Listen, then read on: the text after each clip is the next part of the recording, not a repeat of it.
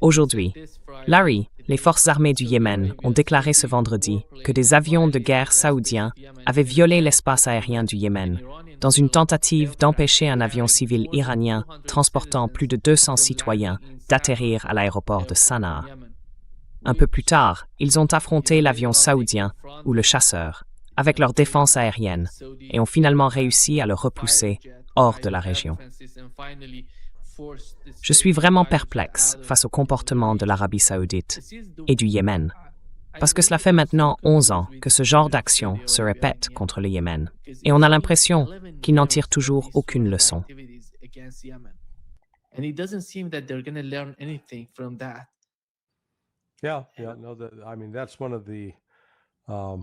Oui, enfin, c'est l'un des obstacles, ou des obstacles potentiels, même si les Saoudiens et les Iraniens ont rétabli leurs relations diplomatiques. C'est l'un de ces points de friction dans leurs relations qui peut en fait creuser encore plus l'écart entre eux.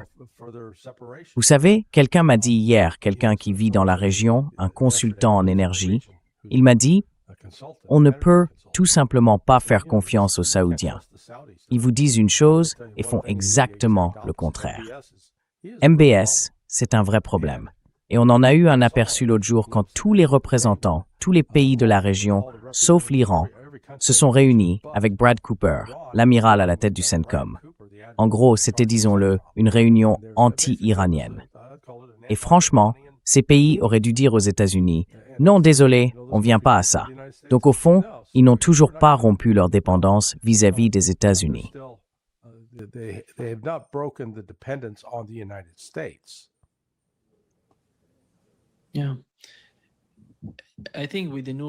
Oui, je pense qu'avec la nouvelle réalité du détroit d'Ormuz, il y a des gens, des pays, qui essaient de se rapprocher à la fois de l'Iran et d'Oman.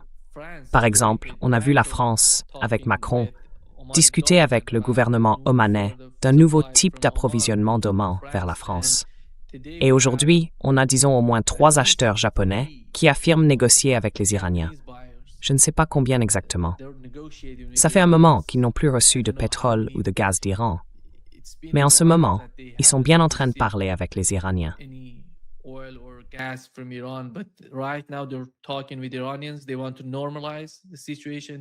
Ils veulent normaliser la situation. Ils veulent recevoir plus de pétrole d'Iran. Et en même temps, ils sont d'une certaine façon sous l'influence de la politique étrangère de Washington. Je ne sais pas comment tu vois la réaction de Washington s'ils décident d'acheter du pétrole à l'Iran et qu'ils deviennent, d'une manière ou d'une autre, dépendants du pétrole iranien. Parce que quand on achète du pétrole à certains pays, il faut adapter tout le système de raffinage. Ce n'est pas quelque chose qui se fait du jour au lendemain. C'est d'ailleurs l'une des principales raisons pour lesquelles la Chine n'a pas changé de fournisseur en passant de l'Iran à d'autres pays.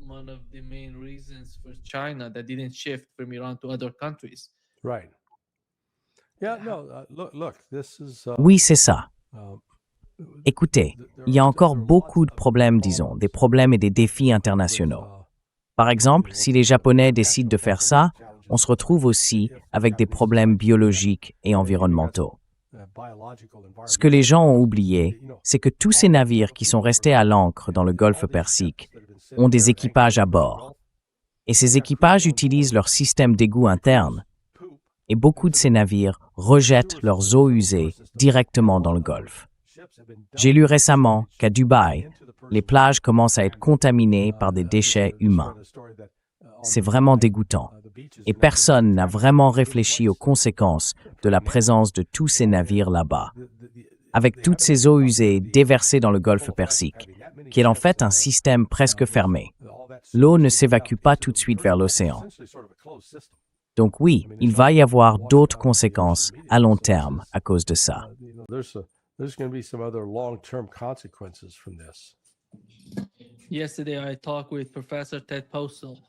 Hier, j'ai parlé avec le professeur Ted Postol. Il analysait le système Patriot et le système de défense aérienne d'Israël. Il avait apporté des vidéos et il a expliqué certaines réalités nouvelles que nous ne connaissions pas. Enfin, que moi, je ne connaissais pas. On comprenait le contexte de ce qui se passait. On voyait en gros la situation de ces jours-là. Mais lui, il a apporté des détails sur la façon dont ces missiles fonctionnent et sur la trajectoire qu'ils suivent, un peu comme ça. Et dans les vidéos, il le montre clairement. En gros, il dit, regardez bien les images.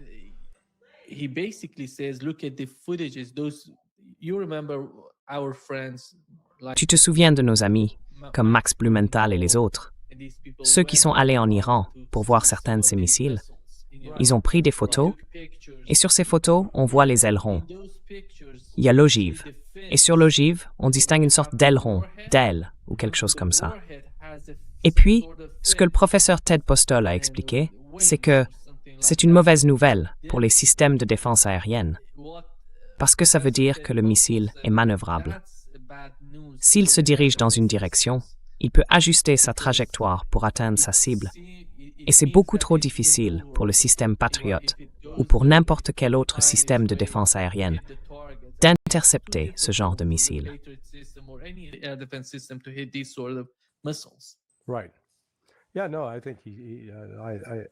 Oui, d'accord. Non, je n'ai pas encore vu ton interview avec lui, mais j'ai vu qu'il avait fait quelque chose de similaire avec Danny Davis. Il a souligné que le système Patriot n'était efficace qu'à 10%. Et c'est pour ça que je dis que l'Iran est en position de causer de vrais dégâts à Israël avec ses missiles balistiques, s'il décide d'y aller à fond, sans s'arrêter. Parce que, sur toutes les roquettes tirées pour la défense aérienne pendant les 42 jours, du 28 février au 7 avril, les 2/3 provenaient des systèmes américains, Patriot et THAAD. Et d'après TED, moins de 10% ont atteint leur cible. Ça veut dire que plus de 90% des missiles balistiques sont tombés sans être interceptés en Israël. C'est pour ça que je continue à dire que l'Iran est en réalité en position de force et que si Israël ne s'arrête pas, alors l'Iran peut vraiment leur infliger des dégâts importants.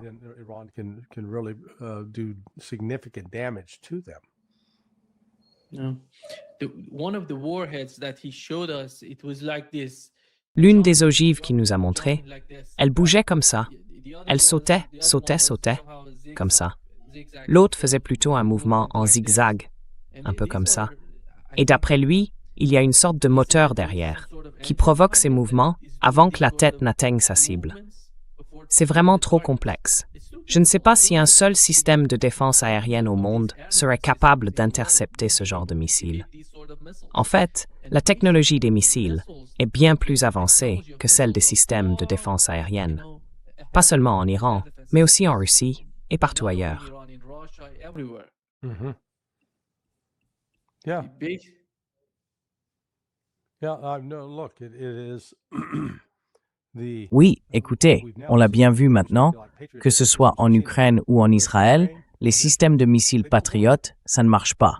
Enfin, ils peuvent fonctionner contre certaines cibles, mais face aux missiles de croisière ou aux missiles balistiques, ils sont inefficaces.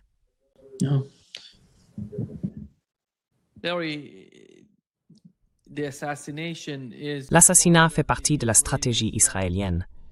Et un nouveau rapport montre que les Israéliens voulaient assassiner Arakchi, le président du Parlement iranien, pendant les négociations qu'ils menaient avec les Américains.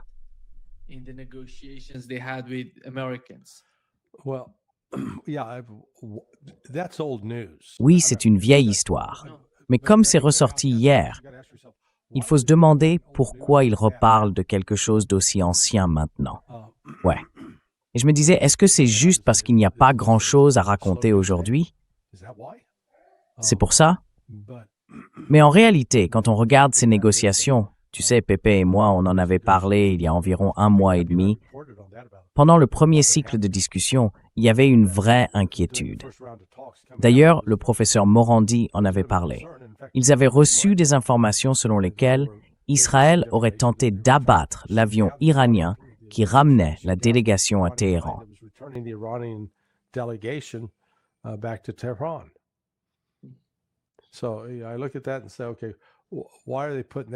Alors moi, je regarde ça et je me dis, d'accord, pourquoi est-ce qu'ils sortent ça maintenant?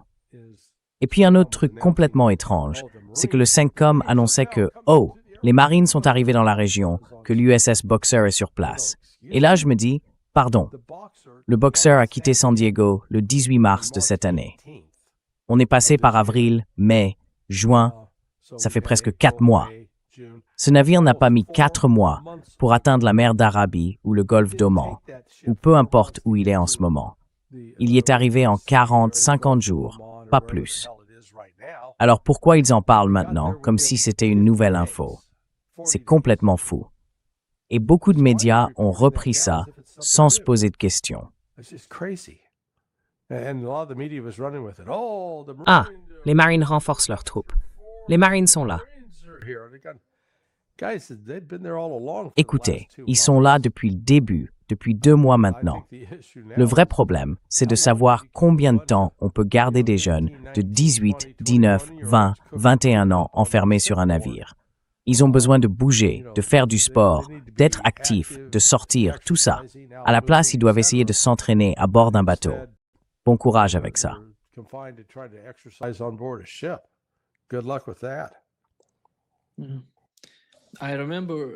Oui, je me souviens. Après cette première rencontre entre la délégation iranienne et les Américains, quand ils sont rentrés, ils ne sont pas allés directement à Téhéran. Ils étaient ailleurs, parce que j'étais en contact avec le professeur Morandi. Je lui ai demandé « Où êtes-vous et que faites-vous » Il m'a répondu « Je ne suis pas à Téhéran, je suis ailleurs, et nous allons y aller bientôt. »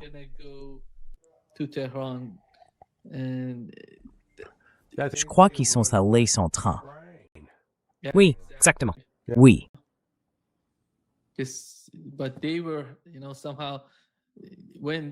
Mais en arrivant en Iran, tu vois, ils n'étaient plus tous ensemble. Ils se sont séparés, chacun est parti de son côté pour éviter le moindre problème. Parce que c'est incroyable vraiment quand on y pense.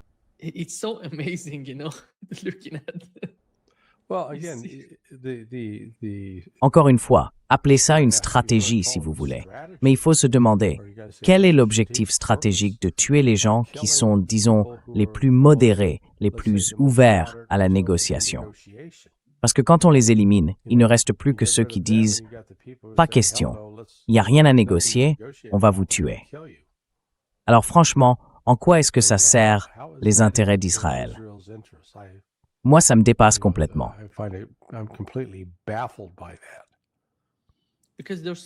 Parce qu'ils ont très peur de négociations entre l'Iran et les États-Unis.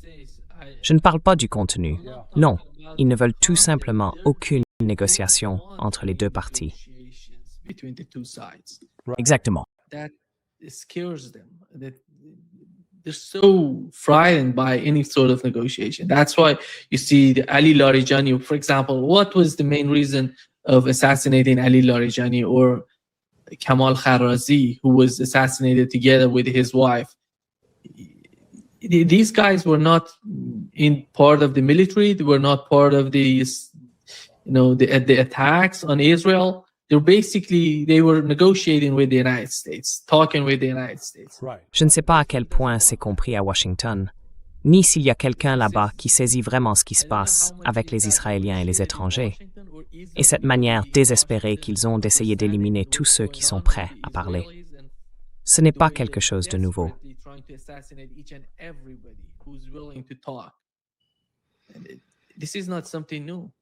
Oui, non, je suis d'accord. Je suis d'accord. Larry, tu penses que les États-Unis se préparent à une nouvelle guerre?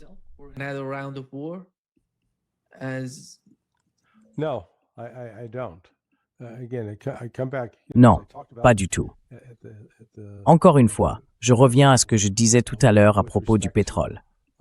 Le problème du diesel, aujourd'hui aux États-Unis, est vraiment sérieux. Et il ne reçoit pas du tout la couverture médiatique qu'il devrait avoir. On va se retrouver avec des pénuries de diesel ou de carburant d'aviation et les raffineries devront choisir lequel produire. Ce n'est pas comme si les États-Unis avaient une réserve magique sur laquelle ils pouvaient simplement puiser. C'est comme ça qu'ils ont réussi à maintenir le prix du pétrole bas ces 3 derniers mois. Mais ça ne va pas durer. Le pétrole qui est actuellement à bord des navires, une fois déchargé, se vend en réalité autour de 110 voire 120 $ le baril. the actual price people are paying is 110, upwards of $120 a barrel. It's not $80 a barrel. It's not $70 a barrel. It's much Ce n'est more. pas 4,20 $ le baril, ce n'est pas 70 non plus, c'est bien plus que ça. Mais vous savez, on a des médias qui se racontent des histoires et qui en racontent à tout le monde. Et personne ne semble vouloir comprendre la réalité de la situation. Parce que, comme vous le disiez tout à l'heure, le type de pétrole ou la façon dont une raffinerie est conçue pour traiter et raffiner le pétrole détermine le type de pétrole qu'elle peut recevoir. Donc, ce n'est pas aussi simple que de détourner le pétrole du Texas occidental, celui qui est facilement disponible, et de l'envoyer vers la côte du Golfe des États-Unis. C'est bien plus compliqué que ça. It's much more complicated than that. And so with this shortage coming Et donc, avec cette pénurie qui se profile, si les États-Unis décident de relancer des opérations de combat, ils devront prendre du carburant d'aviation aux compagnies aériennes civiles. Ce qui veut dire que l'aviation civile va se retrouver dans une phase de forte contraction. Alors, quelles en seraient les conséquences économiques? Eh bien, elles seraient énormes. En fait, l'économie américaine, on vit dans un monde complètement illusoire. J'ai toujours beaucoup aimé le film The Big Short, justement parce qu'il montre très bien l'état de déni du marché aujourd'hui, le même qu'on voyait déjà en 2008. À l'époque, quelques-uns avaient compris que le marché immobilier allait s'effondrer. Ça ne pouvait pas continuer comme ça. Et ça va s'effondrer. It can't continue like this. It's going to collapse. But everybody else, oh no, that's crazy. You're out of your mind. It's fine. Mais tout le monde disait non, c'est insensé. Tu dérailles, tout va bien. Et puis au final, tout s'est effondré. On est dans une situation un peu similaire aujourd'hui. Sauf que cette fois, on parle du pétrole et d'une chaîne d'approvisionnement mondiale en crise, complètement engorgée, soutenue par, disons, des milliers de milliards, voire des millions de milliards de dollars de paris sur des produits dérivés. En gros, c'est le plus grand fichu casino de l'univers, où tout le monde parie sur la direction que va prendre le prix du pétrole et sur ce qui va se passer ensuite. Et quand ceux qui ont parié du mauvais côté font faillite, tout s'effondre en cascade. L'économie, les banques, tout le système financier et même les chaînes d'approvisionnement. Not only the financial system, but also affect supply chains. C'est en gros le résultat de la politique étrangère des États-Unis au cours des 5 dernières années. D'abord, ils ont cherché l'affrontement avec la Russie, l'un des principaux fournisseurs de pétrole et de gaz en Ukraine, et ils ont saboté le gazoduc Nord Stream. En ce moment, la guerre au Moyen-Orient contre l'Iran a pratiquement fermé le détroit d'Ormuz. Voilà. Ce sont les conséquences des deux administrations, celle de Biden et celle de Trump. Et personne ne semble reconnaître que c'est le résultat de cette politique, ni en assumer la responsabilité. Il faut qu'on fasse quelque chose. Ce qui est décevant, à mon avis, Larry, c'est qu'on va avoir cette guerre qui va continuer encore et encore jusqu'à la toute fin de cette administration. Tu dis qu'ils ne vont pas relancer la guerre, mais on risque d'avoir une sorte de conflit, coup pour coup, quelque chose comme ça, jusqu'au dernier moment de ce mandat. Est-ce que c'est ce qui va se passer?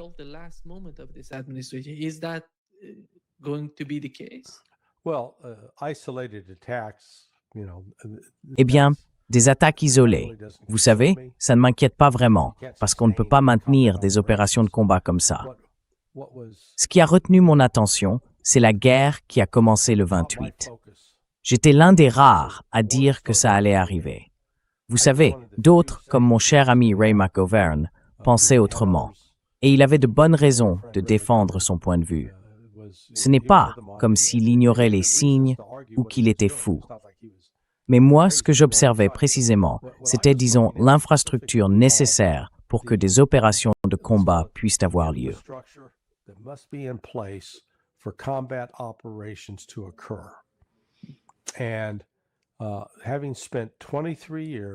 Après avoir passé 23 ans à concevoir des exercices pour les forces spéciales de l'armée américaine, je connaissais par cœur toute la phase de préparation, tout ce qu'il faut mettre en place avant de lancer une opération de combat.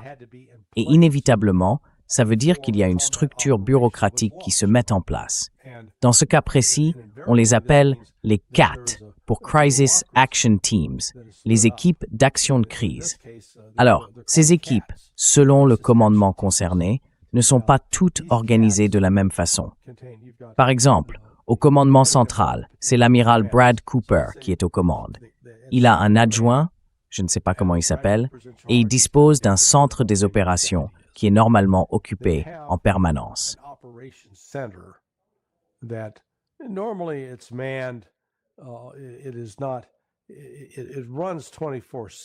Ça fonctionne 24 heures sur 24, 7 jours sur 7, mais avec un personnel vraiment très réduit. Il n'y a que quelques personnes, et leur travail, c'est de rédiger un compte-rendu de ce qui s'est passé pendant la nuit, puis d'envoyer ce rapport au commandant, en l'occurrence l'amiral. Mais quand ils se sont préparés à dire « D'accord, on va lancer cette attaque contre l'Iran », tout à coup, ils ont activé le CAT. Et vous savez, dans l'armée, il y a différents départements. Celui qui s'occupe de l'administration, celui du renseignement, celui des opérations, celui de la logistique et celui de la planification.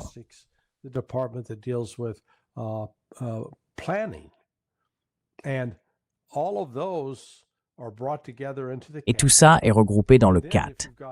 Ensuite, s'il y a des partenaires de liaison, comme la CIA, la National Security Agency ou la Defense Intelligence Agency, eux aussi rejoignent le CAT. Chacun a son bureau, son ordinateur et des tâches précises à accomplir, des informations à collecter. Il y a aussi des ordres à rédiger. Donc, quand cette structure a été mise en place, vers le 21 février, je me suis dit, d'accord, on part en guerre. On ne met pas en place un dispositif pareil si on ne prévoit pas de lancer des attaques. Alors, pourquoi est-ce que je dis maintenant que je ne vois pas ces attaques se produire? Parce que ce système a été démantelé. Il n'est plus actif aujourd'hui.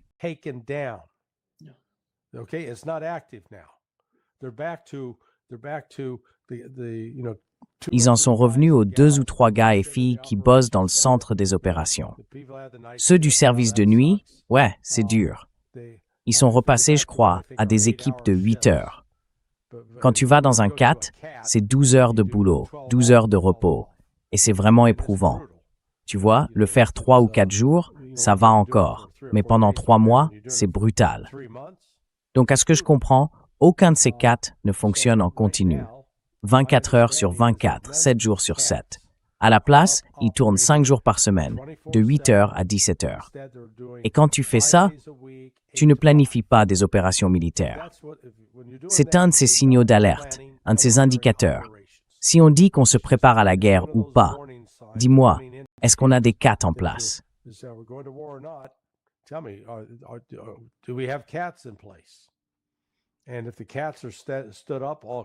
Et si les CAT sont déployés partout, oui, tu sais bien qu'il va se passer quelque chose. Et c'est là où en sont les États-Unis aujourd'hui. On a atteint nos limites en matière de ressources. On a toujours fait comme si on avait des ressources illimitées, comme si on n'avait pas besoin de se soucier de produire de nouveaux Tomahawk parce qu'on en aurait toujours plein, que tout arrivait tranquillement dans le pipeline. Mais c'est pas vrai. Les Chinois, eux, détiennent 18 minéraux de terres rares, déjà traités. Et c'est là que beaucoup de gens se trompent, parce qu'ils disent « on a plein de terres rares ici, aux États-Unis ». C'est vrai. À 25-30 minutes d'ici, je peux t'emmener dans une mine qui s'appelle Mosaïque. Ils ont d'énormes tas de matériaux extraits du sol, mis de côté, qu'on appelle des résidus miniers.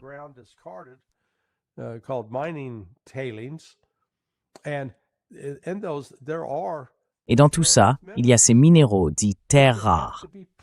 Mais il faut les traiter, et ce traitement est coûteux et surtout très polluant. Et devinez quoi?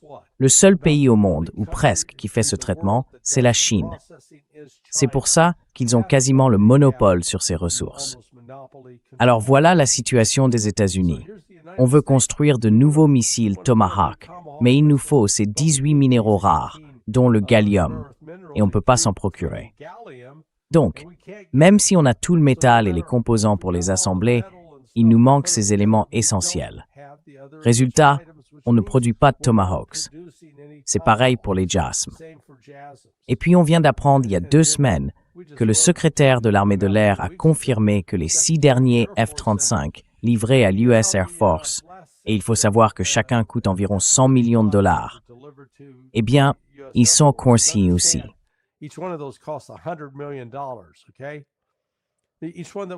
Oui, chacun de ceux qui ont été livrés n'avait pas le radar dans le nez de l'appareil.